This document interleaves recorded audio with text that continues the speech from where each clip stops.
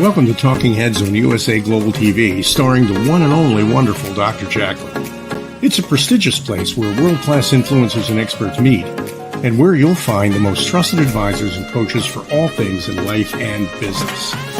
Visit usaglobaltv.com to sign up for our newsletter, get the value you need, and be first in line to learn about events and giveaways and other valuable content. Connect with us. Email Dr. JACALYN at usaglobaltv.com to talk about how you can become part of USA Global TV. That's USA Global TV, where the doctor is always in.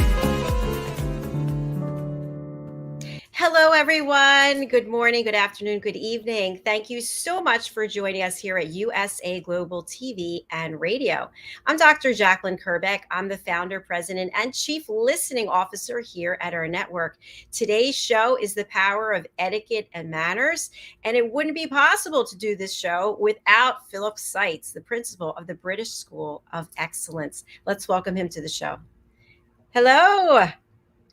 Good day to you. Good morning, Dr. JACALYN. Good morning to all the listeners out there in various parts of the United States, and good afternoon or good evening to wherever you are in the world.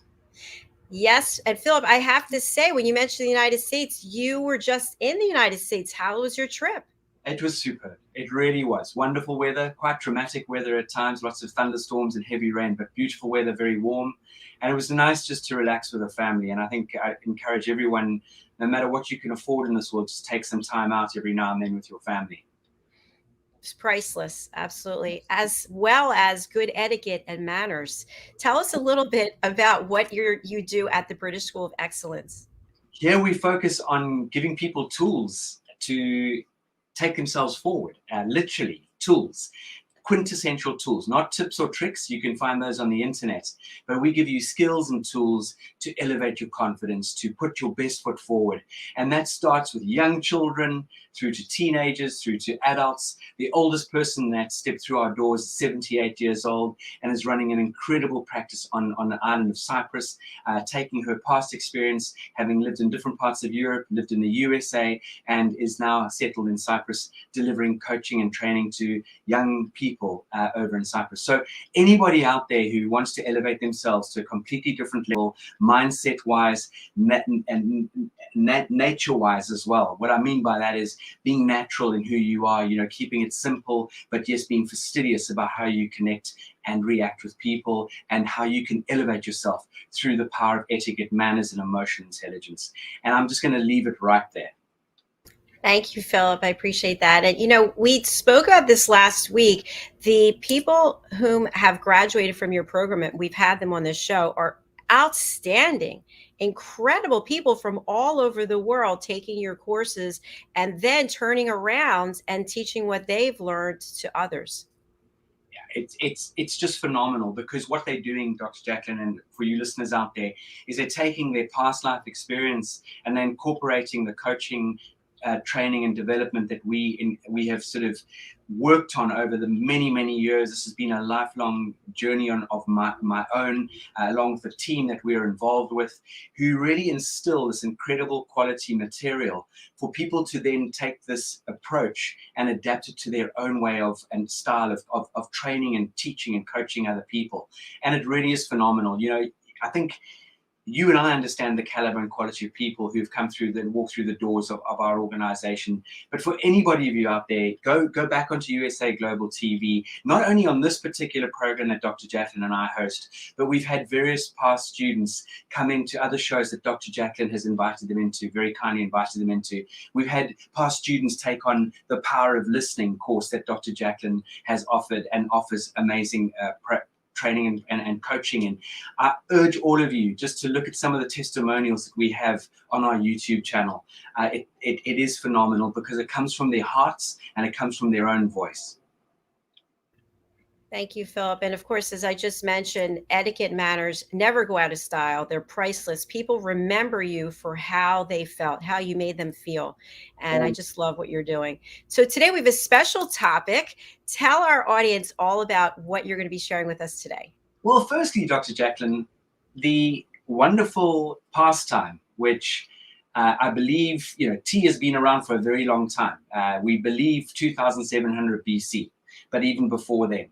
So I'd love to sort of take you and me and the listeners on a little brief overview of English afternoon tea. And sort of find out the little quirky areas of afternoon tea, the etiquette around afternoon tea, and any sort of guidance. I'm not going to take you on the full journey. This is an experience we offer through our organization, and pre-COVID and pre-lockdown was hugely popular. The amount of people that would book a 2.5, 3-hour session along with me, and we would sit at an amazing venue, engaging in this wonderful English quintessential afternoon tea experience. And it really is an amazing way to connect with people. It's an amazing way to talk, an amazing way to open up and communicate, and an amazing way to educate as well. So, you know, I'm in your hands, Dr. Jacqueline. Anything you would like to ask me to start off with, and then I can sort of break away and give you some inside sort of bits of information about this journey and where did it all start, and some quirky little bits of detail. I'd love to hear from the beginning. When is the first realized actual afternoon tea that took place, and how's the whole concept of etiquette and manners when it comes to tea changed or evolved, or is it exactly the same as it used to be? A wonderful question. So where did it all start? We have this emperor Shen Yong, 2700 BC, we believe, was sitting underneath a tree, and his servant was boiling some water so that he could drink it. And some leaves from the camphor tree that he was sitting under fell into the water, and it infused the water. And when he took a sip of this water, he thought, oh, this is delightful. There's a change in flavor here. And we believe that is where the first infusion of water took place, which we now know as tea, back that long ago. There are sort of other, I believe, documents where there are mentions of water being infused prior to that, but we believe that this is where this started. For any of you who love urban legends or legends, there's a lovely story about a monk meditating, and he dozed off during his meditation, and he was so angry with himself that when he sort of came to, he decided to punish himself, so he cut off his eyelashes, and where his eyelashes fell, the first tea bush grew. You can believe that? You don't have to.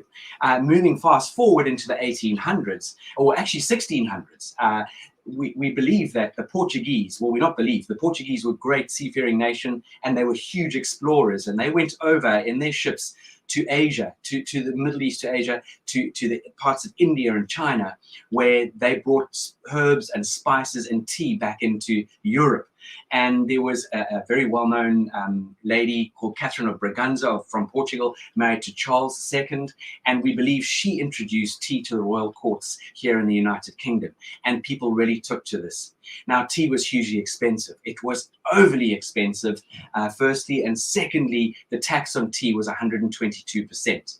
So you can imagine what that allowed for only the upper echelon of society to really engage in a little cup of tea. And in those days, a teacup never had a handle.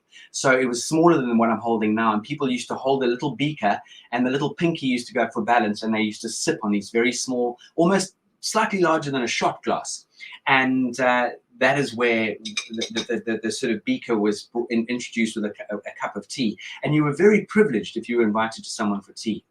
So that in itself, tea has a huge influence on history, if you think about it. It's got so many little quirky areas of influence into history. So it's influenced the bringing of tea into Europe, then tea being introduced to royal courts in the United Kingdom.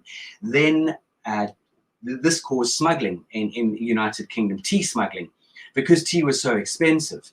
Only the upper echelon societies I shared with you earlier could afford to drink tea. So because tea was so loose and you could literally hide it in small compartments, tea was now being smuggled into the United Kingdom. So people doing what we would call jobs such as menial jobs, which are not menial at all, but the chimney sweeps, your window cleaners, your street sweepers, decided to sod their jobs and move into the tea smuggling business, which took off. It took off hugely. They were making lots of money as tea smugglers, so much so that gangs were forming against one another, territory was forming against one another, and the United Kingdom started experiencing. We're talking now the 1600s. Where you know, the Prime Minister at the time, Pitt, he was a young chap, 24 years old.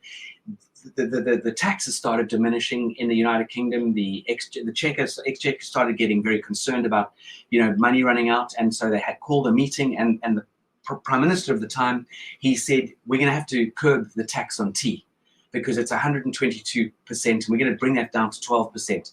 And then he said, what are we going to do? We've got to get no taxes coming through. He said, well, we're not getting taxes coming through anyway. So he said, what I'm going to do is I'm going to introduce window tax. And they went, window tax? Yes. So Dr. Jacqueline, any of you viewers out there that had a big mansion with lots of windows, they would count up the number of windows and they would then tax you on the amount of windows you had. But people got clever. So they started to block up windows with bricks, and they would leave one window giving light into a room. Now, I don't know if any of you have ever heard of the term daylight robbery. Well, that's where that comes from. Daylight robbery, that term. And still to this day, when you travel through parts of the United Kingdom, you can see old properties that have bricks where windows once used to be. So this then all of a sudden dropped the tea tax. It then got rid of all this tea smuggling. People had to get back to their job, their usual jobs. And over a period of time, things started to balance. And tea became so popular throughout the United Kingdom, and it really is a very, very popular drink in this country. You walk through someone's door at 9 in the morning, 10 in the morning, fancy a cup of tea, love, up in the north, that sort of thing. Tea is very much a quintessential part of people's lives here in the United Kingdom. Tea is served at any time of the day, believe it or not. So here again, this has an amazing effect on history. Then we jump to the 1800s, and there was this incredible woman who we know as she was lady in waiting to Her Majesty Queen Victoria at the time, and her name was the Duchess of Bedford, Anne, and she had this little sinking feeling around 4ish in the afternoon. Now I love to ask people, what time do you normally have breakfast? And a lot of people say, well, around 7:38. And what time do you have lunch? Around 12:31. Well, there's a very short time between lunch and breakfast and lunch.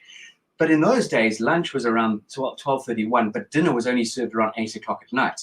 So there's a sinking feeling at 4ish. And she summoned one of her staff members and said, please, when you bring my tea to my chambers, won't you bring something sweet and a bit of bread and butter? And they did that. And she just loved the idea and the thought. Now, you can well appreciate that in that era, in introducing something new or something slightly off the wall might be frowned upon, especially amongst the upper echelon. But Lady Anne decided to invite some friends around and surprise them with some wonderful snacks, little delicacies with the tea that was being served. And this went down, you can imagine. It was ooh la la. It was just in a moment of complete hysteria. It took off like fashion. The upper echelon society were inviting people for tea parties. It became such a big part of the English person's day in the upper echelon society. Remember, in those days, 99% of the upper echelon society, especially women, never worked. So tea parties took place, flamboyant tea parties. This lent to fashion. So tea dresses were created because prior to that, all ladies were obviously tied into their corsets. And they were so sitting on a lovely couch, having a few lovely little scones or a few sandwiches, they needed a little bit of growth and expansion within their dresses. So again, this is where tea has an amazing effect on fashion. And this takes off. Then the afternoon tea dance takes off. This gave young men and women to, go and spend time under chaperones, under very strict chaperone. But the tea dance would take place from 3:30 to 7 o'clock in the evening at some flamboyant private clubs, flamboyant hotels. And this was very much a very big part of the upper classes' social life. So again, tea is really made its mark in this world. And just to give you all a little statistic, and this is a very old statistic. This statistic's about 10 years old, but about 10 years ago, there was a statistic that just in the United Kingdom, about 165 million cups of tea are drunk a day, or 62 billion cups per year. And that's just in our small little island, the United Kingdom. So you can imagine how many cups of tea are drunk in the USA, or drunk in South America, or drunk in China, or India, or wherever it is in the world. So you can see how popular and prominent tea is globally as a beverage, served hot or served cold. So those are just a few of the little things that I would love to share with you. Now, before I go back to you, Dr. Jacqueline, just before I go back to you, is that this afternoon tea really took off the style, and it became very popular amongst hotels, amongst tea houses, amongst tea shops, those sort of things. And the afternoon tea became very much part of society here in the United Kingdom. And as all of us, or a lot of us know, is England, the United Kingdom went and took advantage of many countries over the years, and took hold of countries. And so the traditions were introduced into various countries, and afternoon tea is now a worldwide phenomenon amongst many 5-star hotels, 4-star hotels, in people's homes, in tea shops around the world. Now, if I can come back to you, Dr. JACALYN, have you ever had an English afternoon tea? Yes, I have, at a hotel in the States. Wonderful. Now, did they call it high tea, or did they call it afternoon tea? High tea. Interesting. Now, a lot of people get confused here. And I think one of the reasons why people get confused is they see the beautiful tiered platter of the sandwiches at the bottom, the scones in the middle, and then the lovely little delicacies at the top. Now, that's a beautiful tier. You do not need a tier, 3-tier or 2-tier display to serve your afternoon tea. It's actually known as, in those days, it was known as low tea, because you sat on low chairs, in low couches, low sort of soft chairs, and as a low tea or coffee table. The high tea was deemed for the peasants, for the workers. So all of those hardworking men would leave their place of work around 5:30 in the afternoon, and a typical northern expression, "Ta-da, I'm going home for my tea," off they would go, and their wives would have prepared a huge substantial meal for them. They would sit high up at the dining room table with a place setting, pot of tea, and no doubt a lovely sort of sticky suet pudding to finish off with. They would have their meal, and then in typical fashion, they would disappear to the pub. So it's actually not known as high tea. So wherever we go in the world, if you see restaurants or hotels advertising high tea, unless they're serving a really substantial, full-on meal with the cup of tea, that would then be high tea. But 99% of the time, it would be leaning towards what we now call the English afternoon tea experience. And the English afternoon tea experience is the full Monty. That is where they start off with sandwiches. Now, some of you may ask, what are the typical sandwiches? Tradition-wise, it would be the typical English cucumber sandwich on white bread. You would be looking at a coronation chicken sandwich. You'd be looking at the pied de resistance, which is a smoked salmon sandwich, a hint of cream cheese, normally served on brown bread. A cheese and tomato sandwich or cheese and ham sandwich. Those are very typical to the afternoon tea, along with an egg, watercress, and mayonnaise sandwich. Now, as a lot of us know now, many chefs out there are very creative and have carte blanche to create the English afternoon tea experience that they want to create for you, take you on the journey of their palate. So there's no set in stone way of serving afternoon tea. For any of you out there, you can go completely as crazy as you want within reason.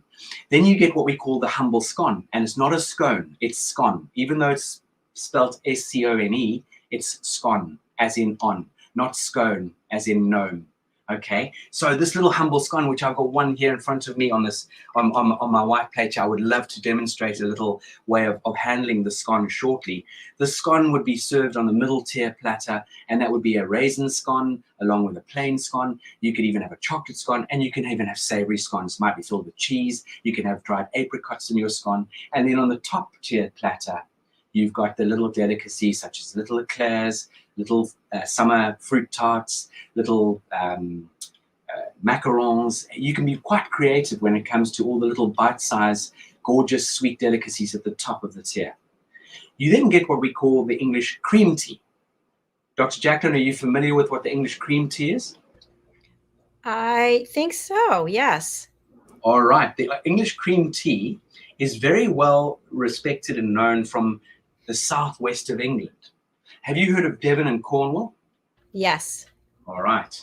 Now, do you understand how important it is? Do we put cream on the scone first, or do we put jam on the scone first? Inquiring minds want to know. I'm sure they do. It actually doesn't really matter. Okay. However, to a Cornish person who comes from Cornwall, it matters dramatically. To a person from Devonshire, it matters even more dramatically. Now, the Cornish and the Devonshire folk have a little bit of a banter between each other. We created the cream tea. We started blah, blah, blah, blah. And so the Cornish people, when they put their scone, they make up their scone, they put jam first and then cream on top. Whereas in Devon, they put the clotted cream first and then the jam. And they are very territorial about this. So much so, about 3 years ago, just before lockdown, I was phoned up by the BBC, who were in a state of affairs, of tatters. They said, you won't believe what's happened, Philip. In Cornwall, there was an advert for Mother's Day, and there was a picture of this beautiful, gorgeous afternoon cream tea, and someone had put the cream first and the jam on top, and this was now advertised on public media in Cornwall. It was like the world was coming to an end. And there was huge uproar in Cornwall, and we had a bit of banter on BBC about this. But they are really that sort of fastidious about their traditions. But honestly, whatever you want to put your cream first, jam first, it honestly and truly doesn't matter. I tend to put cream first because, firstly, lots of cream. I always believe the scone is just the vehicle for the cream. That is what the scone is there for. I promise you. This clotted cream, 54% fat, is just so moorish. And it's so similar to sort of, I don't want to say butter, but it's thick. So it spreads on beautifully, and then I place the jam on top. So while we're talking about the scone, Dr. JACALYN, do we break a scone or do we cut a scone? Cut it? Wrong answer. Oh, how could you do that to me? No, we break a scone. It's exactly the same with dining etiquette.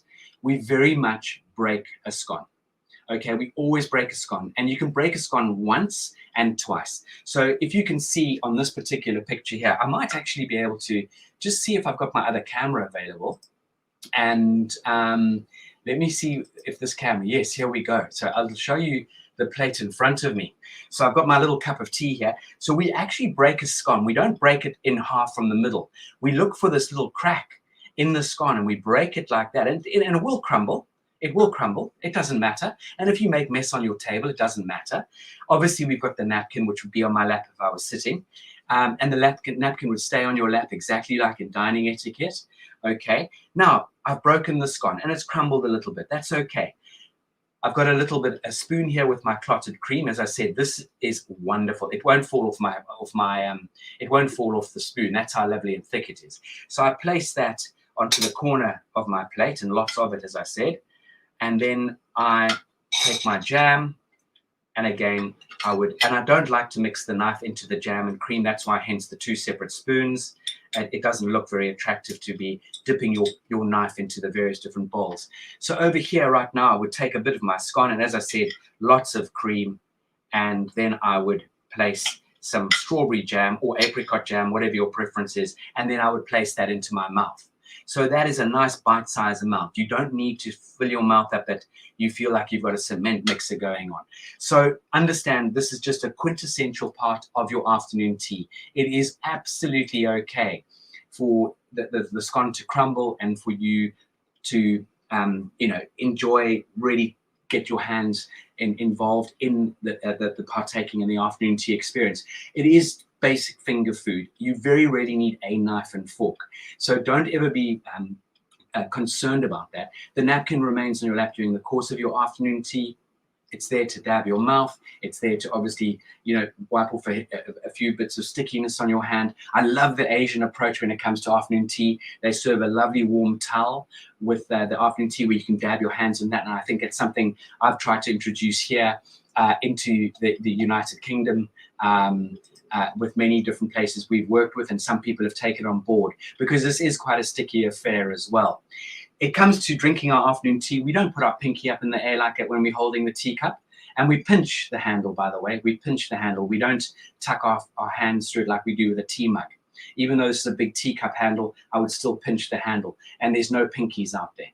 Okay, the pinky came from when there was no handle on the cup, and they used that to sort of sip on the sort of beaker for balance. But now we just pinch the teacup and we sip on our tea. We don't use the tea to wash our food down either.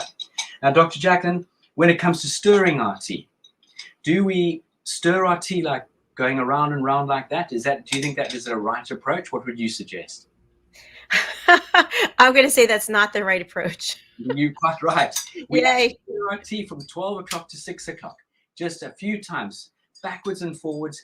most of the time sugar lumps would have been used, and you would just do that 2 or 3 times very quietly, very delicately, to help the sugar lump dissolve if you desire sugar. Now, again, another question for you, Dr. Jacqueline, do we add milk first, or do we add the milk after we've poured the tea? And that's if you want milk, by the way. You don't have to have milk with your tea, but if you did desire milk, milk first or tea first? I think tea first and then the milk. You definitely come from the upper echelon of society, because back in the day, the upper echelon of society could afford very expensive china. And so they could afford to pour the boiling water, the boiling tea into their these lovely ceramic teacups at the time. Whereas the poor people had to pour the milk in first to temper their cups, because it was made of soft porcelain, the cheaper cups. And if they poured the hot tea in first, the cups would break. But going back to your answer, I do believe pouring the tea first makes sense, from the point of view that you can then add a splash of milk and you can control the strength of your tea. But whatever one's preference is, that be down to anybody. Nowadays, 99.9% of the teacups, you can add the hot beverage first and your teacup should not crack or break. But I tend to pour my tea first. And if I'm pouring tea leaf tea, as in a nice quality JACALYN or an Earl Grey or a Lapsang Souchong, or some, let's think, a morning breakfast tea, and it's the leaves. The first cup I'll always have black, and then the second cup, because the tea would be stewing, and as a lot of us are familiar with, tannins, like red wine have tannins when it's too coarse and too harsh. You know what, when a tea bag's been left in water for too long, it starts to get tannic around the mouth. I then tend to add a splash of milk with my second cup of tea. So I hope those of you who've been listening in on this particular sort of snippets of the English afternoon tea journey and experience have enjoyed what I've had to share. There is a lot more to it. There's a lot more detail attached to it. There's a lot more fun to be had with it. So many people out there now are having an afternoon tea experience pre-wedding, or for a baby shower, or for even afternoon tea experiences for a wedding, so the ceremony is taking place in a church, and rather than having a full-on sit-down meal, is serving afternoon tea along champagne. So that we sort of lean on as a luxury afternoon tea experience, or a royal afternoon tea experience, and that's where we serve bubbles, as in a glass of champagne or sparkling wine, with the afternoon tea experience. And as a lot of you know, for those of you who've traveled to the United Kingdom, we have incredible places around the whole of our country that are famous for their afternoon tea experiences. And again, if anyone wants to know more about English afternoon tea and the afternoon tea venues that are at hand here, please just reach out to us at hello@thebritishschoolofexcellence.com, and we'd be so happy to give you as much information as we possibly can. I have to say, Philip, I am literally speechless about all the history and how well you know it. I just learned so many new things. I cannot thank you enough.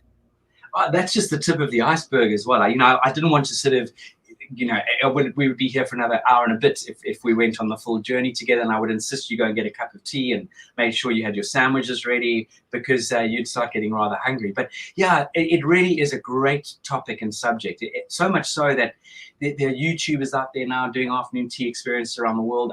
Our business partner and a gentleman by the name of Hisaki Shintaku in Japan, an amazing man, writes all about tea around the world, and he has his own tea shop in Tokyo called the 3 Tiers. Just phenomenal, where they serve afternoon tea three days a week, and they are booked out 6 months in advance. That's how popular his little tea room is. He's going to be coming over here shortly. He's launching another book on afternoon tea and the experience of afternoon tea. We've got our business partner in Benelux in Europe, Jess van Hamburg. There's a book that she wrote here, again, thanking us as an organization, but this beautiful book here called But First Tea. It's an amazing journey, an amazing story. You can see she's a tea sommelier, and it's all in Dutch, this particular book. But again, the amount of knowledge there is about tea is just huge. And it's a fascinating topic, just as wine is. So many people love talking about wine and the different grapes. And tea is very similar, except it's not alcoholic. I'm sure people are making alcoholic teas out there. They do. But I'm talking about this amazing sort of leaf that has just given life so much life and history and joy.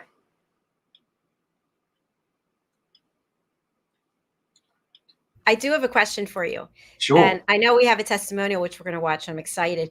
What about lipstick on the teacup? What Love that. about lipstick on the napkin? Love that question. Now, a lot of people talk about that. You know, Dr. Jacqueline, as long as you're not putting lipstick around the rim of your whole cup, it's a pleasure that we have to see lovely ladies such as yourself wearing lovely lipstick. You know, just be delicate about it. I have seen people on the odd occasion just do that with their thumb a little bit, but don't get fastidious about it. It's normal. It's same as with a wine glass. And the napkin, I always urge people to split the napkin, and so the open part is facing you. That when you do lift the napkin off your lap, you can just dab the sides, and then you just close up in between here.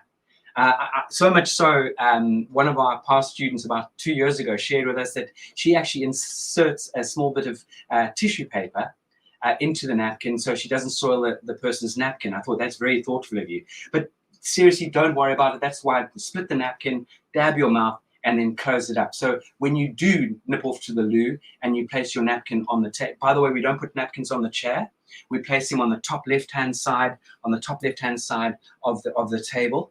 Just if you have a side plate at dinner, above your side plate in the afternoon tea experience, just to the left of your little tea plate. And then when we come back, we would take the napkin and place it back on our lap. So I hope that answers that question. Yes, it definitely does. Thank you very much. So let's take a look at the testimonial. Is there any backstory you'd like to give to this, like you just shared with me backstage?